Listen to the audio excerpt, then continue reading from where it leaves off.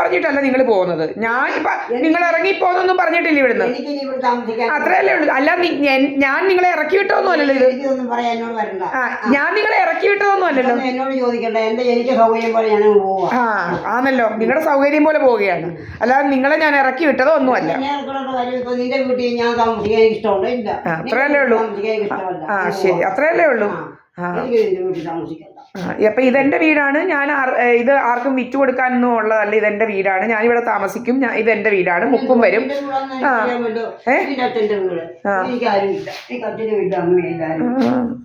അച്ഛനെന്ന് പറയാൻ എനിക്കാരുമില്ല. പിന്നെ ഞാൻ എന്റെ അച്ഛന്റെ വീടാ, എന്റെ ഭർത്താവിന്റെ വീടാന്ന് പറയാം. എനിക്കാരുമില്ല. അറിവില്ലാത്ത ഞാൻ എന്താ പറയാനാ? നിങ്ങളുടെ പേരിലാണ് ഇപ്പോഴും കിടക്കുന്നത്. നിങ്ങളുടെ പേരിലാണ് ഇപ്പോഴും കിടക്കുന്നത്. നിങ്ങൾ കാലശേഷം വെച്ചിട്ടുണ്ട് ഇതിനകത്ത്. പിന്നെ കാലശേഷം വെച്ചെന്ന് പറഞ്ഞ് വേറെ ആർക്കും ഒന്നും എടുക്കാൻ പറ്റത്തില്ല. പോയി അവിടെ നിന്ന് അവള് ഇങ്ങനെ കയ്യൊപ്പൊന്നും ഇട്ടൊന്നും എടുക്കാനും നോക്കത്തില്ല. എടുത്താൽ അവള് വിവരം അറിയും.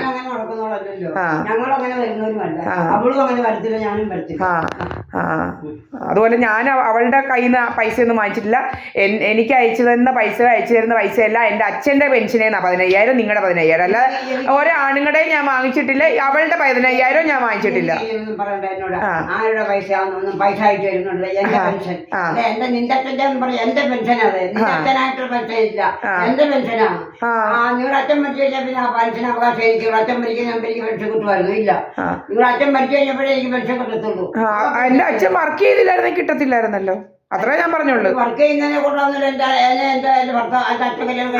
അതൊന്നും എനിക്കറിയണ്ടേ. എനിക്ക് നിങ്ങളുടെ അച്ഛൻ കല്യാണം കഴിപ്പിച്ചത് അതാ പറഞ്ഞത്.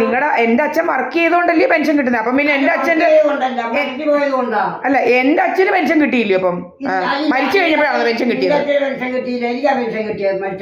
എന്റെ അച്ഛന് പെൻഷൻ കിട്ടിയിട്ടേ ഇല്ലയോ? പട്ടൊന്നും പറയല്ലേ കേട്ടോ. നിങ്ങൾക്ക് ഭ്രാന്ത് വല്ലതും ഉണ്ടോ? അത് പറ. അല്ലാതെ നിങ്ങൾ എന്റെ അച്ഛന് വർക്ക് ചെയ്യാതൊന്നും ആരും കൊണ്ട് ഇന്നാ സഹദേവ പെൻഷൻ എന്ന് പറഞ്ഞ് തരത്തില്ല. അതേ ഉള്ളൂ. അത് തന്നെ ഞാനും പറഞ്ഞത്. അവകാശപ്പെട്ടതാണ്. ഇതൊന്നും പറയാം. അതാര് പറഞ്ഞു? എന്റെ അച്ഛൻ ജോലി 19ാമത്തെ വയസ്സ് വരെ ജോലി 50 വയസ്സ് വരെ ജോലി ചെയ്തതിന് കിട്ടുന്നതാ. അല്ല, ജോലി ചെയ്യാതെ ആരും കൊണ്ട് കൊടുക്കത്തില്ല. ഇന്നാ സഹദേവ പെൻഷൻ വാങ്ങിച്ചു വെച്ചോ എന്ന് പറഞ്ഞുകൊണ്ട് കൊടുക്കത്തില്ല. എന്റെ അച്ഛൻ അതേ അത്രേ ഉള്ളൂ. അല്ലാതെ ഞാൻ ആരുടെയും പൈസ വാങ്ങിച്ചിട്ടില്ല. ഇത് പറയാൻ വന്നതാ. ഇത് വേണേ പറയും പല പല ഇതുകള്. ഇന്ന് ഫെബ്രുവരി 8. പറഞ്ഞ് ഫലിപ്പിക്കണം. ഇന്ന് 9:15 ഇപ്പം ഫെബ്രുവരി 8. ഞാൻ ആരുടെയും ആണുങ്ങളുടെയും പൈസ വാങ്ങിക്കുന്നില്ല.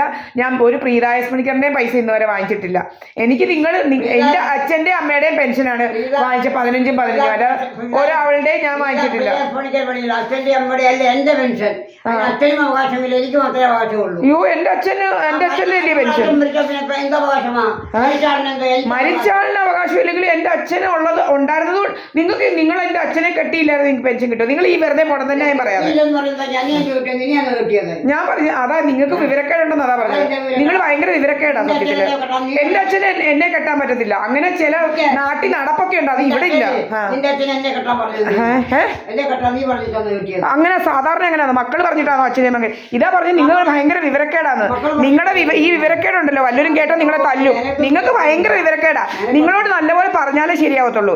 അത് ഏത് മക്കളായാലും നിങ്ങളോട് ഈ വിവരക്കേടിന് പറയും. നിങ്ങൾ അതുപോലത്തെ വർത്താനോ നിങ്ങൾ എന്നോട് പറയുന്നത്? വെറും തേർഡ് റേറ്റ് വർത്താനാണ് നിങ്ങൾ പറയുന്നത്.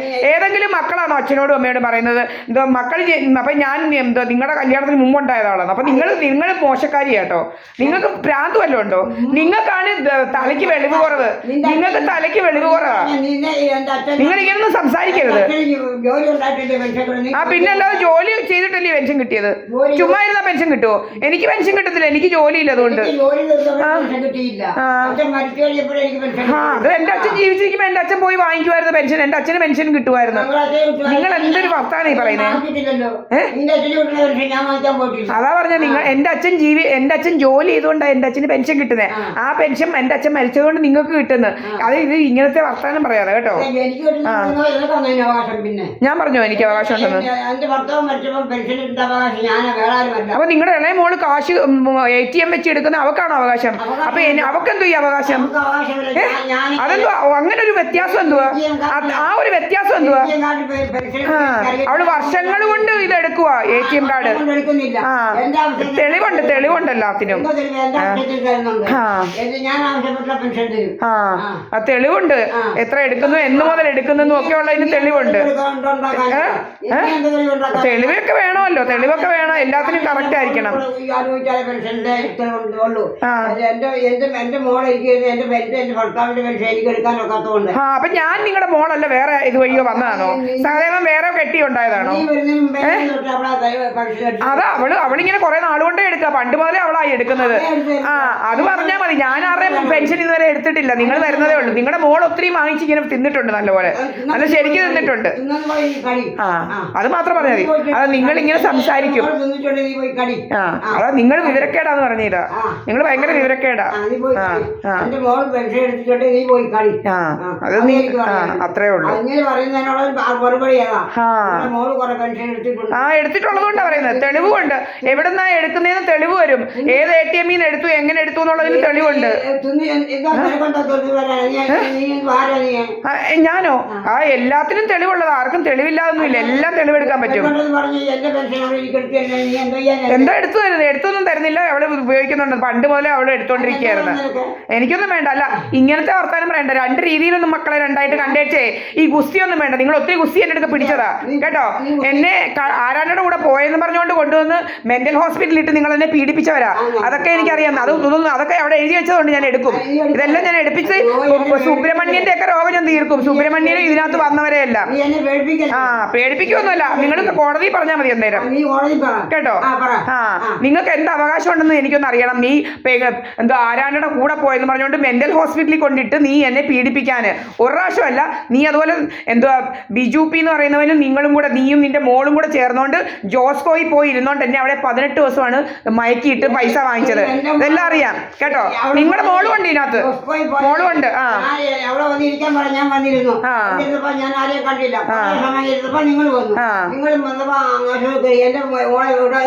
അവളുണ്ട് ഇതിനകത്തെല്ലാം.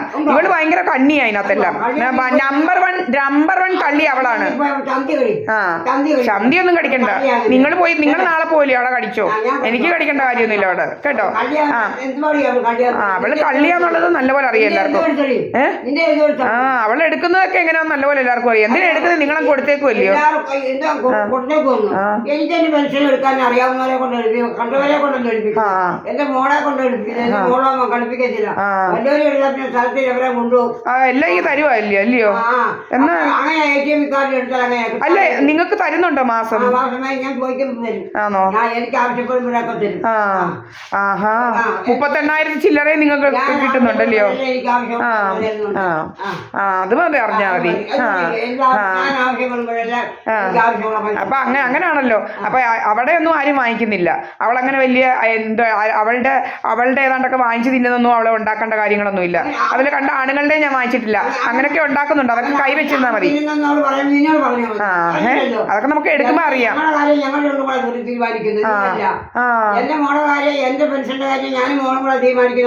നിങ്ങളുടെ പെൻഷൻ അപ്പൊ എനിക്ക് തീരുമാനിക്കാൻ പറ്റത്തില്ലയോ?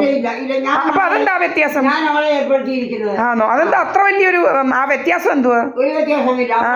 ഞാൻ പെൻഷനായപ്പോ എന്റെ ഭർത്താവ് മരിച്ചപ്പോ മുതല് എനിക്ക് ഇങ്ങനെ ATM കാർഡ് പൈസ എടുക്കാൻ അറിയത്തില്ല. അവരെ ഏൽപ്പിച്ചു.